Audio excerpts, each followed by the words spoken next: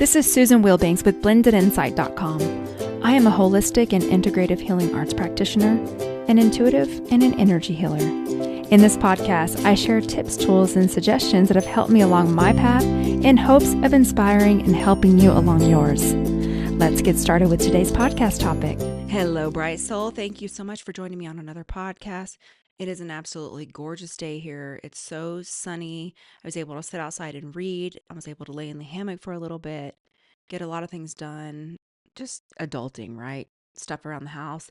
But I'm so grateful for it. I feel so good. I have the most wonderful people in my life, and I am so, so grateful for you because you're included in that. And it's that time of year where I get to be outside and rake pine needles. My good Lord, there are so many pine needles in my yard. But I love it. I love getting outside and being outside. I'd rather that than the snow. So everything has a season, and I'm grateful for it all. And for today's topic, I'm just going to jump right in. I know this is something that we already know, but I think it's a really good reminder, especially when we've been navigating this intense energy and people are starting to unravel. I'm really noticing people unravel. And it's just a good reminder that your feelings, first of all, feelings are a factor of your emotions, and your emotions are determined by your focus and your thoughts. So, in everything, it's how you perceive it. So, one person could perceive something as a positive event, and another person can perceive it as a negative event. It's the same event. It depends on the lens that you're viewing it through and how you're choosing to spin it in your head, which is why I did a podcast a while ago, Tell Yourself a New Story, because the story you tell yourself determines what you focus on, it determines how you feel, and it determines how you yourself choose to either lower or raise your vibration. And what you focus on expands, so it gets bigger. You energize it. It gets bigger and bigger and bigger. And you have complete control over that. I'm noticing a lot of powerlessness where people feel like they're a victim or that they don't have any choice. And there are some certain things that we can't control. We're not in control of the universe. We can't control that, but we can always control how we respond. And what I like to do, especially if you're in a triggering environment or a triggering situation, is to go within your feelings and explore it. Explore the thought. One of the ways you can do this is with the work of Byron Katie. And this is basically 4 questions that you can ask yourself. The first question is it true? The second question is, can you absolutely know that it's true? The third question is, how do you react when you believe that thought? And the fourth question is, who would you be without that thought? And this helps you to investigate your feelings and realize that a lot of the things we tell ourselves, we absolutely made it up. We don't know for sure if it's true. It's something that we are perceiving to be true, or we're telling ourselves that it's true, and we are making ourselves feel bad. You make yourself feel bad by how you choose to spin events or perceive events. I started exploring this concept at about 20 years ago because I had come from such a dysfunctional background. And I remember whenever I joined the military, I just noticed that there were certain people that always got the breaks. They always got the good jobs. They always got the favor. And they came from really good, positive families. And so they had like a really good self-esteem base and a positive outlook, these people. And I noticed, especially as I got older, just exploring, it was a mentality and an energetic vibration they were putting out that I didn't know about. So, I didn't have anyone to teach me this stuff. I had to learn it trial and error and then seek out mentors because I wasn't raised in an environment where this stuff was mainstream, which is one of the reasons why I developed this podcast. And one of the reasons why I do the work that I do is because if I can save someone time, if I can help someone in some way, if I can remind someone of something that I wish someone was able to remind me of way back then I feel like I'm doing part of the reason that I went through what I went through. And part of my purpose is to do that, to be a bridge. So I would notice that people who just generally had a really good attitude would attract more good things. And I worked with someone in the military who he always did the right thing and he had a great attitude. I would do the right thing, but I had a bad attitude. I kind of had this inside, it's not that I was outwardly had a bad attitude, but inside, I was feeling very victimized, especially when I would get around my friends that I had in the military. And, in the military, you're all looped together, you're in a different location, you're doing all these things. But they would have these wonderful, supportive families that were constantly writing to them, visiting them, sending them things. I didn't have any of that. And so inside, I felt really, I don't, victimized isn't the right word, but I kind of just felt sorry for myself because I didn't really know how to navigate my way out of this mindset and where I was at. So for me, I had to learn the hard way. So what I started doing is noticing the people who had lives that seemed lighter, that seemed easier. And I started to put together the threads. At that time, I did not have all the tools to start embodying this. But as time went on, I started to develop the skills and find the different mentors.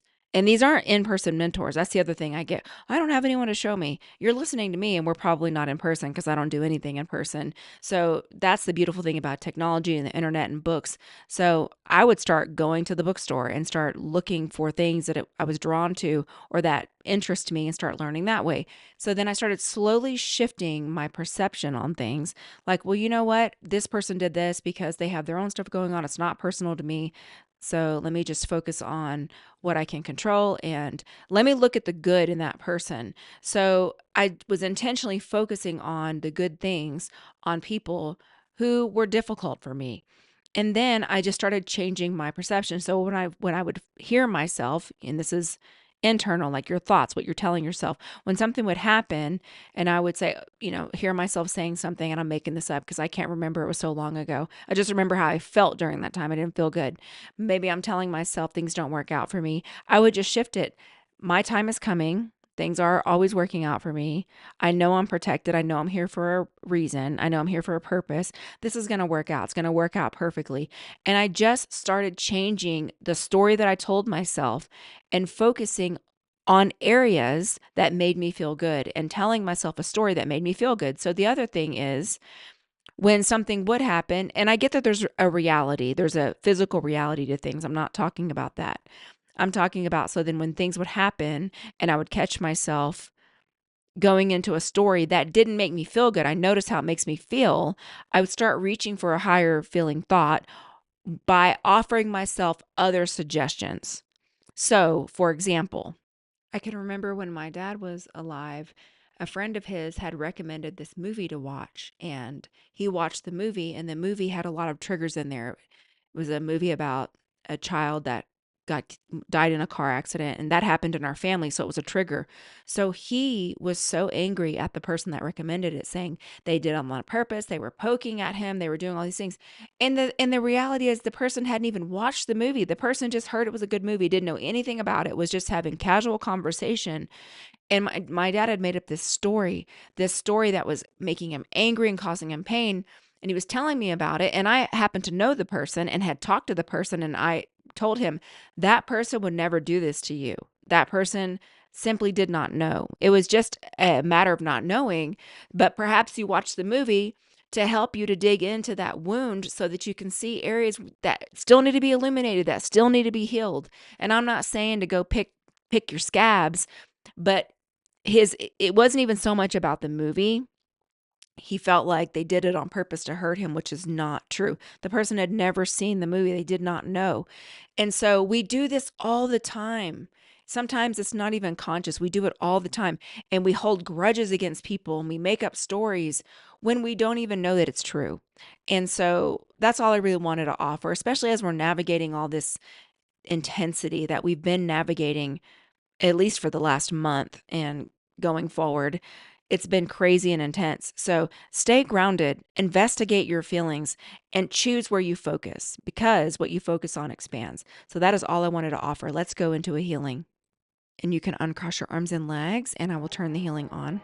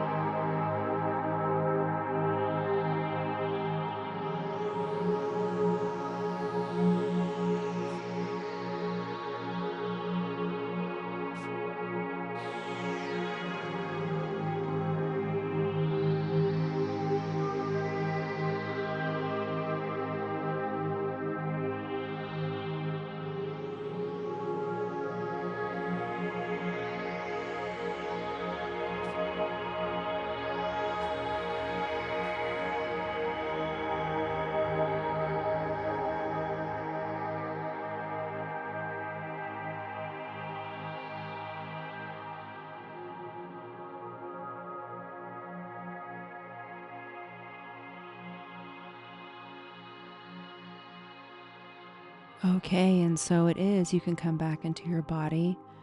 Friends, I want to thank you so much for being here. If you are interested in breath work, you can find the link in my show notes. And also, we would love to have you over in our High Vibe Lightworker tribe over on Patreon. And as always, I wish you a beautiful week. Take care. Bye bye.